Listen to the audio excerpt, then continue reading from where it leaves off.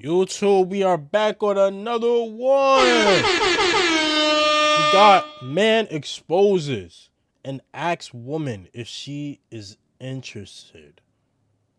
I think I read that completely wrong. Man exposes himself and asks woman if she's interested by EWU Body Cam. Let's get it. Let's go. He had rolled down his window and he goes, "Excuse me, miss, can I interest you in this?" I don't know why I looked, but he had it out and it was in like... A routine stop at a car wash and gas station leaves a woman shaken after a stranger's question leads to an unsettling encounter. It wasn't just that he flashed me. It was in a clear plastic tube. Recently. What? An unsettling encounter. It wasn't just that he flashed me. It was in a clear plastic tube. Recently, it has been happening more. There has been something coming up in me. That's the pump. Yeah, the pump. Okay. Don't reach in there with your bare hands. The following is based, Bro, what? on official police records released to date, and some of the footage has never been seen before until now. In August 2025, a woman calls 911 to report an incident that occurred just minutes prior at the Cobblestone Auto Spa in Tempe. Officers soon head over to her apartment to take her statement. So can you tell me what happened?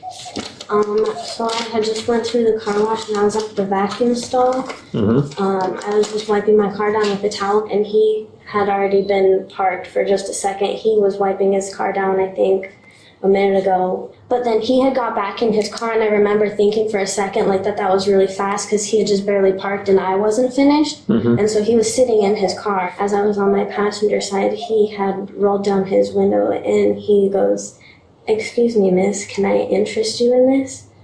And I don't know why I looked, but then he had it out and it was in like a tube. He had like a pump or something. Hey, yo. What? What was bro doing? Okay. And I just gasped and then I got back in my car. And I don't know why I didn't yell for somebody else around or say something, but I was just in shock and I left and I called 911. Okay. I'm sorry to make you or have you think about it, but can you describe what it looked like? I don't know how long I guess he had it in there, but it was definitely... In an interview with a detective a few weeks later, the victim would share a more detailed account of what she claims to have witnessed on the day of her report. Yo, bro. People out here really be weird, bro. It could really happen to any female, bro. Y'all be that thirsty? Golly. Y'all be that thirsty? It wasn't just that he flashed me. It was also it was in a clear plastic tube, which I'm assuming is was it pumped because it had. So bro was roaming around in his car with his tube inside of his cocky, just playing with himself while driving. This nigga is doing a drive-by. This nigga's doing a drive-by suck-off to himself, bro. This nigga's playing with a pocket poom-poom while he's driving his car, gang. What? And then a tube coming from the end of it, and then a pump ball thing that he had in his hand, when they do your blood pressure. Okay. So it was in that. It wasn't just that, but he had that, I guess, in his car ready to go. Okay. And was he doing anything else with his... manipulating them or anything like that? No, I think he might have shaken it a little bit, from the base. When I looked in, he moved it a little, but It didn't seem like he was I don't know, off or anything. Okay. And you said that the ball that led to the pump was in his right hand. His right hand. Do you know what his left hand was doing? His left hand was at the base of his. Okay. So he's holding it. Okay, there. that makes sense. Police soon obtain security footage from the Cobblestone car wash. In it, the suspect is seen pulling into the empty vacuum bay to the victim's right, while she's wiping her car down. He exits and re-enters his vehicle multiple times before finally sitting in the driver's seat. The victim appears to move toward the suspect's window before backing away abruptly. She then seemingly leaves in a hurry, stopping for a few seconds to take a picture of the suspect's license plate. The suspect then exits his vehicle and appears to readjust his shorts before driving away. The victim describes the suspect as a white male of medium build, approximately 35 years old, with shoulder-length ginger hair. While she isn't sure about other details regarding his appearance, she is able to recall. Nigga went to the gas station to pump his gas, and I'm not talking about his car. Some key details about his car. And what specifically do you remember about the vehicle? It was a silver Honda Civic, and I remember seeing the stickers on it. He had a sticker on the back that says Chief Stop. She's brave. I'm not gonna lie, she low-key brave taking a picture, bro. Cause that nigga could have deadass started following her, bro. As a matter of fact, he could have tried to kidnap her, bro. But I don't know if he was doing that in broad daylight. Walker, and then he had one on the driver's side and two on the back that say Fight Ready, which is a gym. The detective is soon able to locate the car's registered owner and works on putting together a clearer picture of the suspect through a photo lineup. According to police reports, the victim didn't appear to recognize any of the men in the photos. The detective soon learns why after the vehicle's owner returns his call. I understand that this might be a bit of a weird phone call, but I have a report that came across my desk and it involves your Honda Civic. Oh, okay, that actually belonging to my older brother. What's going on though? I could probably relay a message. I'm not allowed to give too much information about it over the phone, but basically there was an incident involving the vehicle. We're just trying to find out. Brother was being a freaky ass nigga. That's what he was doing. Who was driving it at the time, just so we can nigga doing a drive-by jerk-off. Contact them, ask questions. Nobody's in any trouble or anything like that. What's your brother's name? It would be Joshua Curtis. And do you have a good phone number for Joshua? See, this is where it gets kind of weird too. I actually don't. We've actually been trying to locate him for years now as well. These are my half-brothers. Had an abusive other side of the family, so he's kind of been struggling with trauma from that for years and years, but yeah, up until COVID, he was living with us in Illinois, and then he just kind of up and left one day and went to Arizona. Didn't even tell us. He just sent me a picture of welcome to Arizona on the road, and he's been there ever since. So I'm trying to transfer the title to him, because I figured, something might happen eventually, and I don't want to be responsible. Okay. So I could probably give him this number if it works, and just let him know that you guys need a statement or something. Yeah, you can if you want. That shouldn't be a problem. Following his conversation with the original owner of the car, the detective has the victim come back in for a second photo lineup, this time including a photo of 34-year-old Joshua Curtis. Oh my god, this nigga is dead ass a weirdo, bro. Lineup, this time including a photo of 34-year-old. Holy shit, you know this nigga has a whole bunch of CP on his phone. Bro, oh my god, bro.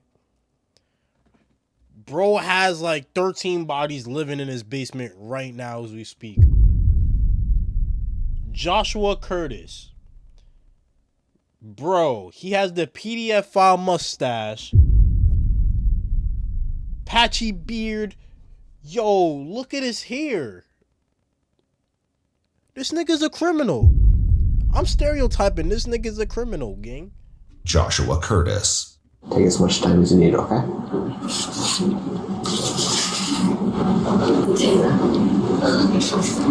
that's the one in number 3.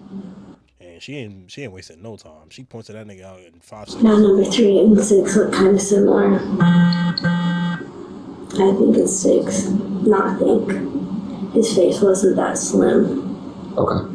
According to police reports, the victim identifies Joshua as the man from the car wash in the second photo lineup. In the meantime, Joshua contacts the detective after his brother informed him they were looking for him.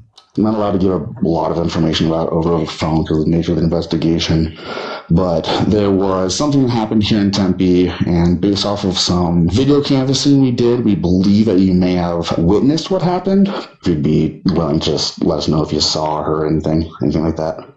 I mean, yeah, I'm totally willing. I mean, ideally, I wouldn't like to disrupt my schedule. I don't remember witnessing anything. What was the time? What's the circumstances? I'll be happy to offer up any info. It would have been a few weeks ago. Like I said, I'm not, because of the nature of the investigation, I'm not allowed to give a lot over the phone. But once we talk in person, I can do that. Is it legal to like decline?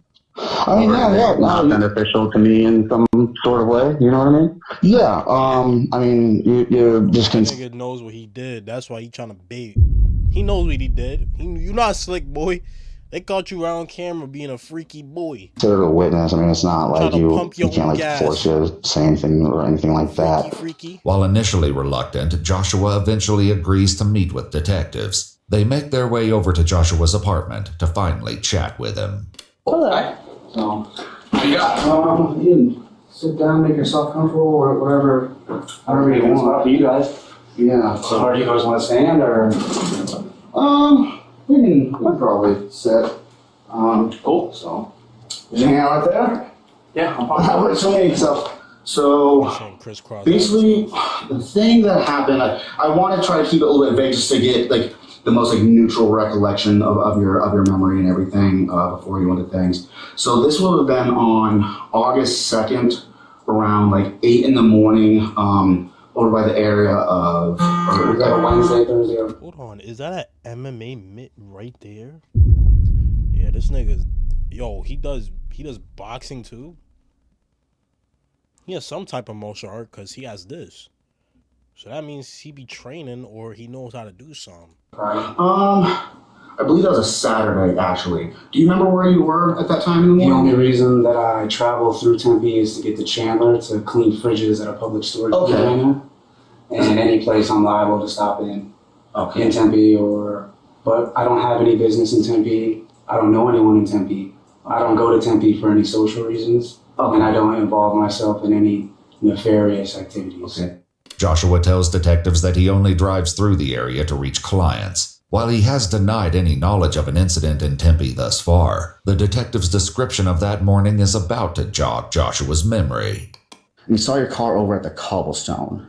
Cobblestone car wash. Do you remember going to the Cobblestone car wash? Yeah, so sometimes I'll stop in there for gas or whatnot. Okay. Yeah. Do you remember talking to anybody at that gas station or anything like that? Okay. We saw somebody else that was involved with what happened come up to your car and talk to you, it looks like, while you were at the car wash. Pulled into a stall? You guys were next to like the vacuum areas. So it looks like probably got a couple of car washes. The one involved people talked to you over your car for a little bit. Doesn't ring a bell. Doesn't ring a bell? Okay. So, and we were able to identify that person, talk to them, and what they told us was that they had seen you in the car with a pump on. Oh. And you're working the pump. Got you. I got you. Now it's more clear. What do you mean it's more clear? Bro, he has no reaction to that. Bro had the most normal reaction possible, like he just told him something not out of the ordinary. They had seen you in the car with a pump on. Oh. And you're working the pump. Got you. I got you. Now it's more clear. What do you mean it's more clear? Gang, it's not normal to carry around. Nigga, I didn't even know they had such thing called a penis pump. This nigga, bro, he's making it seem like it's normal to have, gang. Like, bro, my reaction, I would be surprised. Yo. That would be the reason that sometimes I would pull in, would just to sit there and look at people and boom. Joshua, now far more forthcoming with information regarding his proclivities, recounts the incident and shares what he believes triggered this behavior. Tell me about everything that happened from start to finish. I pulled in to the parking spot and there was cars on both sides of me, and I rolled down the window and I said, hey, would you have any interest in this? And she leaned in and then left. And what did that person see when she leaned in? Okay.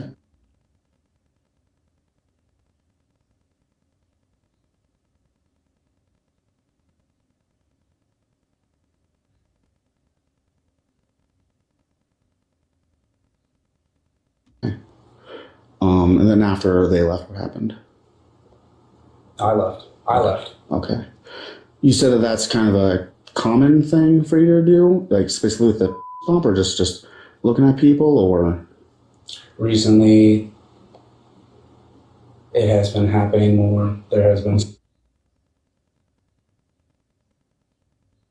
something coming up in me, but in no way, shape, or form has anything else other than that happened. Okay. How long have these feelings been going on? Couple months. Is there anything that has triggered it or something like that? Like anything in your past, or? There have been gas station pills that I had found. Okay. And I started trying them, and they drive you to certain behaviors and certain tendencies. And it's something that I'm analyzing and going over in myself. Trust me, I knew. This nigga's being dead ass honest, bro. Like, he's not telling no lies. He's not being around the bush. This nigga's dead ass saying he's going around doing drive-by penis pumps. Gang. Like, this shit is normal. That this was in some way, shape, or form connected to that. Yeah. I figured you knew. That's why I kind of got things. So I apologize for a little bit of misdirection, but you don't have to apologize. Yeah, I appreciate you being honest with us now. So what now? What do we do? Well, so a few questions. Lock your ass up, boy. Try doing that penis. Try doing that pickle pumping to Bubba, bro.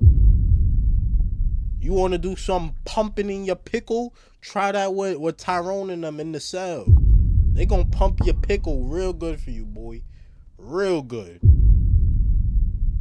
Talk to you about if you don't mind. So your girlfriend, so she, I'm still a little confused. Does she live here or not live here? She does live here. Like okay. Girlfriend? And you said that there was a significant age gap. Yeah. How old is she? 34. Okay. Okay. Said that there was a significant age gap. Yeah. How old is she? 34.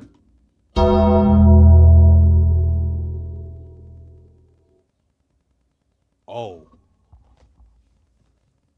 This nigga is grooming her. Yo, he groomed her.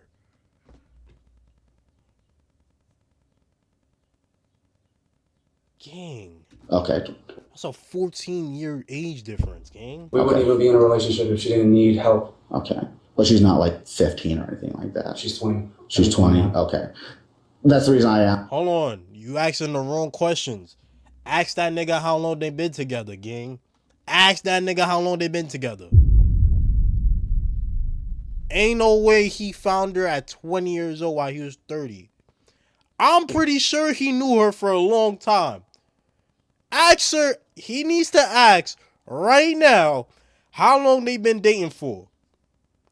I guarantee it's more than 3 to 5 years, gang. He's probably been talking to this girl since she was 15 years old. That's because, you know. The apartment's in her name. Yeah, just, you know, as a SVU and Friends Detective, those are things that I have to ask about just to make sure, okay? I'm trapped in a situation that I don't want to be in, and I'm ready to go back out into the world, and I'm kind of undeveloped in that area, and maybe the ways that I try to go about it, I'm in the beginning of a learning process, I think is the most accurate way that I would describe it. What exactly were you doing that morning? Well, this one works by pump you, take the air out of it, and then it creates blood flow to it, creating a hardness, a bigness. Okay. Was it on your? Yeah, it was. Okay. Where is the pump now? In my backpack. In that black backpack right there? Would you like me to go? Okay. We're out of here in a little bit. Do you have any other pumps anywhere? No, sir. Okay. Is it okay if Detective Contos goes and grabs it, or do you have gloves with you? I do not. I can grab it for you. So, you need this one now, okay? So, You are being placed under arrest, okay? For indecent. Do you have gloves done? Yep. Okay. It's in the backpack over here. They need to tie his legs too. This nigga know how to kickbox. This nigga's gonna do some Chun-Li, Jackie Chan shit. Right.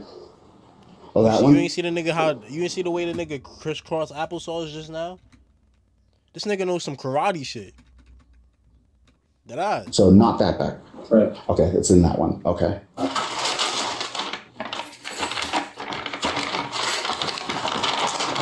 Do you have any of those pills still? No, sir. I just buy one a day, pretty much. Okay.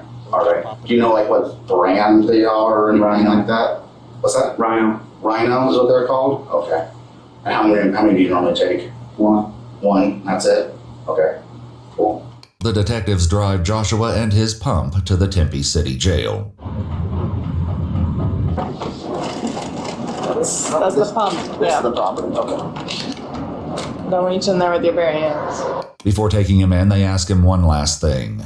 All right, Josh. So before I go in there real quick, again, I just want to really thank you for being cooperative, open and honest with everything. That says a lot about you, that you're actually able to own up to those things, okay? I know it can be pretty tough. Nothing about that. With that in mind, you know, the girl was pretty shooken up about all of this. It sounds like you're, you know, taking responsibility, pretty apologetic guy. Is there anything that you would want to say to her or anything like that? It won't happen to another. Okay. Anything else you'd want to say to her? It wasn't right to invade her experience that way or anyone else's experience that way, and that's what I'm in the process of learning, and it won't happen again. Would you be willing to write that down so we can give that to her? Okay. Joshua takes the detective up on his suggestion That nigga's gonna get out and do that shit again.